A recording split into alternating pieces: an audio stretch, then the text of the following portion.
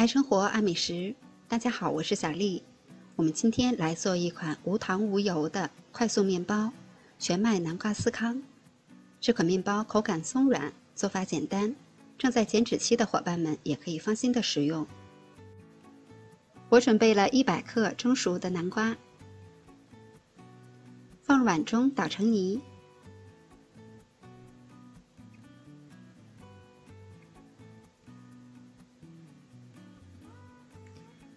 再加入全麦面粉100克、2克泡打粉、1克盐，拌匀。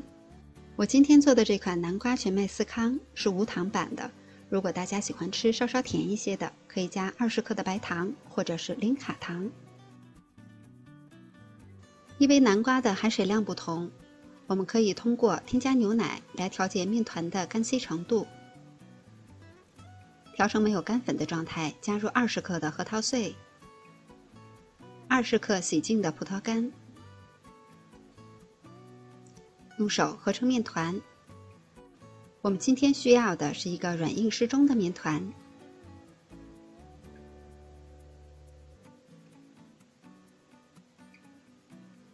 成团以后，移到案板上，把它整理一下，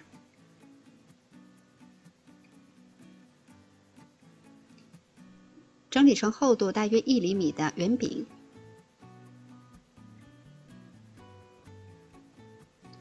再均匀地分成6份。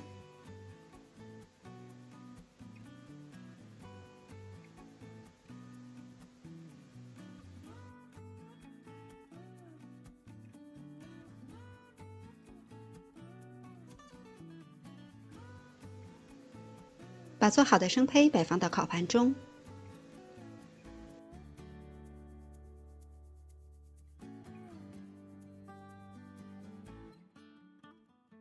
烤箱开上下火200度，提前预热，把烤盘放在中层的位置，烤25分钟左右。因为烤箱之间是有差异的，这个时间仅供参考。我觉得司康面包的最大优点就是简单快速，配方可以任意调节。我今天做的这款司康里边添加了南瓜泥、核桃碎和葡萄干，虽然没有加糖，但吃上去的口感也是微甜的，味道很好。